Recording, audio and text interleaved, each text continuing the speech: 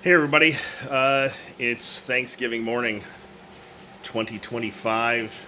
Um, I'm in my garage while my beautiful wife of 28 years, Michelle, is preparing another Thanksgiving feast for our family. I'm working on somebody else's jet ski, the Tigercraft Viper, and I recently just shot and posted the before video of the hood stuff on this ski. I thought I'd now do a quick follow-up video as I think I'm done with all the hood work on this thing, at least the major parts of it.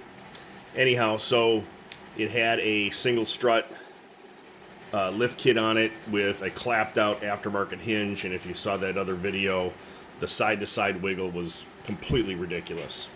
And I just want to do a quick demo on this one and some of the aspects. This is the FDF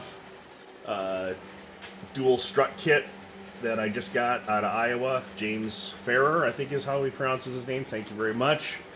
Sent it to me and said, if it works, pay me for it. And it looks like I'm going to have to pay you for it because it works. So that's good. Couple little tweaks. First thing I wanted to show is I'm just going to grab this hood here and try and give it a wiggle. The wiggle that you might see now is my cart wiggling underneath the ski. There's almost no side-to-side movement. That's an OEM hinge, and it's not brand new, but it's like new, and supplied by Jet Maniac. He soda blasts them, and new hardware, and it's minty fresh. But even when they're brand new, they have a little bit of side-to-side slop. But I think the combination of the new hinge and these dual struts, this is very acceptable. It's nice. I had some fun removing the original hinge. I posted some pictures about that. I ended up having to drill and tap out this one here and this one here. Those fasteners were in there good, and I wound up retapping it to 1032, which is actually slightly smaller than the M5 stuff, but the threads went in there nice, and everything went in nice and secure. I actually use pipe dope on the threads instead of red Loctite or blue. I don't even use blue Loctite for anything anymore. I only use red, but pipe dope I decided to use just because that'll keep them in there snug, and if I have to ever take them back out or the next guy, I actually build my stuff thinking about the next guy. Most of the skis that I work on, clearly the person who put it together wasn't thinking about the next guy, and since I am the next guy, many times I try to be a little considerate when I put stuff together. But anyhow, and then underneath, I don't know if my phone's going to show this really well, but it's got the backing plate now, which was missing previously. So we now have a proper hinge. So that was the first step. And the next step was the strut kit. I'll go over a couple details here before I demonstrate it. The holes in the kit line up exactly like a stock blaster, so that was easy. The bracket here that was from the old single kit was held in with this rivet and then mounted to that point with an M6 fastener. I chose to just swivel it out of my way. I don't know, maybe later I'll try and drill. If I drill that rivet out, I'm going to end up plopping the back half of it into this hood area. It's a, I don't know what you call it, the inner liner of the hood, I suppose. And I'd have to take the vent hoses out to then get in there and get it out. Otherwise, it's going to sit in there and rattle for eternity. And I'd rather, it's fine. It's not hurting anything there. Maybe I'll use it to zip tie something. Who knows? Actually, it'd be a good spot to zip tie a little pill bottle for the registration. There you go. That's an idea. Anyhow, the biggest thing, if you look at the instructions for the FDF kit, they've got the ball joints here mounted on the outside of the bracket.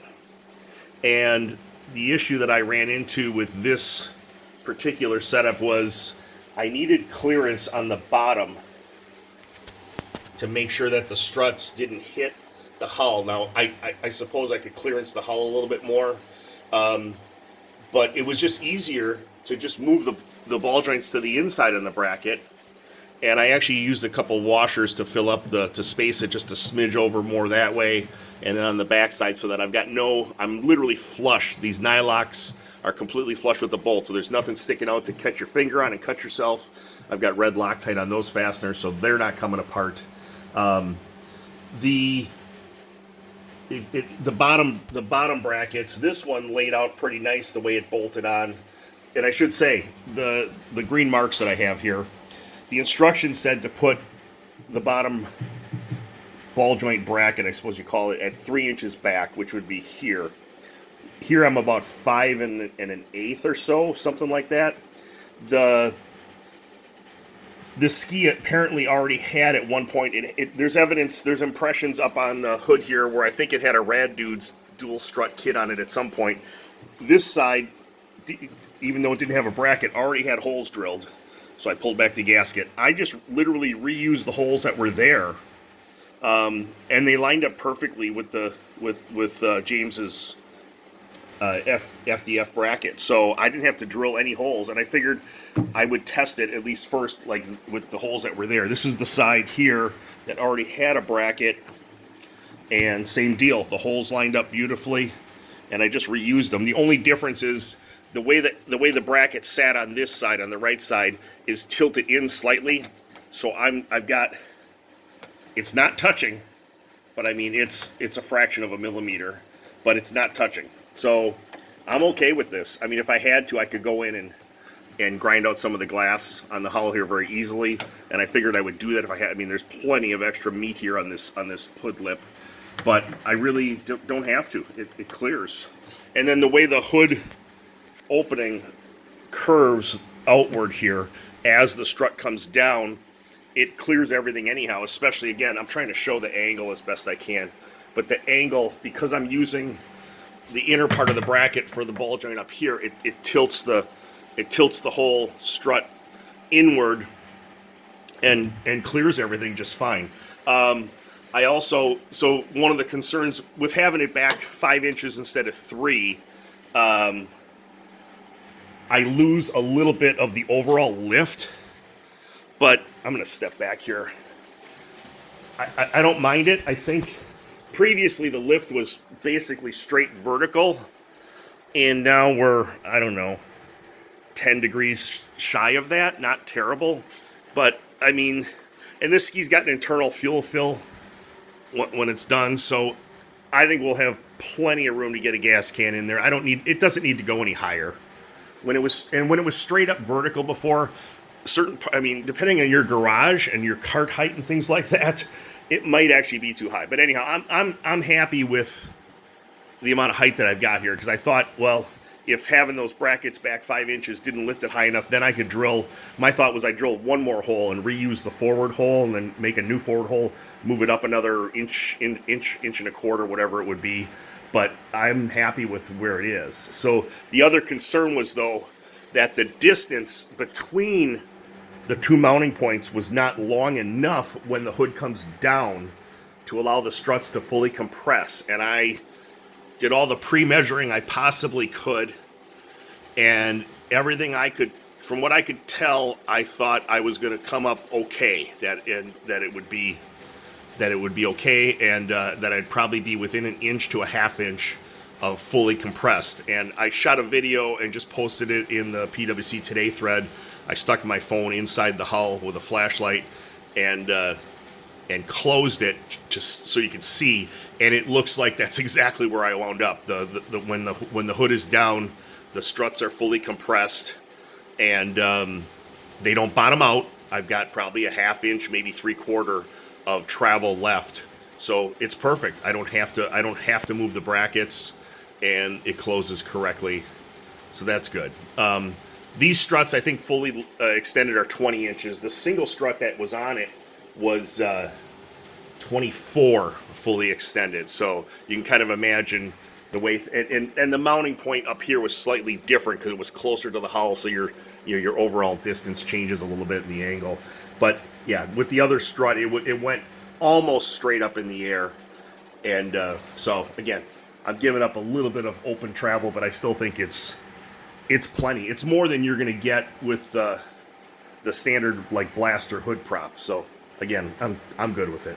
And that strut, actually the previous strut, fully compressed down to almost the same length as these struts. These are 4 inches shorter extended, but fully compressed, these are right around 13 inches and the other strut was like 13 and a half. So another reason I figured these mounting points were going to work, because the original strut was essentially mounted, right here, and it was still using that bracket down there. It had a different bracket. The bracket that came with that strut stuck out a little further into the hull, another ½ inch. That's why it wasn't so close to the side here. But anyhow, it's a great kit, I think, overall, and I'm going to demo it.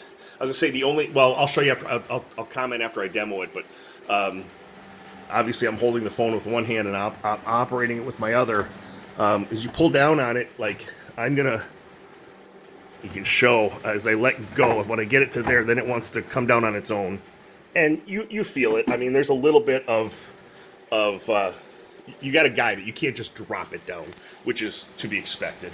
But it lands right where it needs to. I gotta address that latch. It's missing the jam nut on there, but I've got those, so I'll get that latch properly set.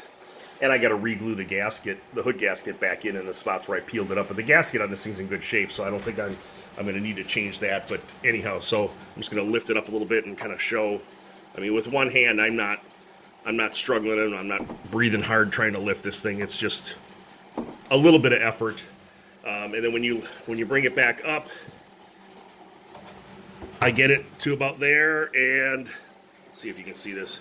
Let it go, and it goes nice and gently. My only comment would be if the lift struts were 5 or 10% stiffer, maybe you'd want that. I don't know. I mean, we'll see.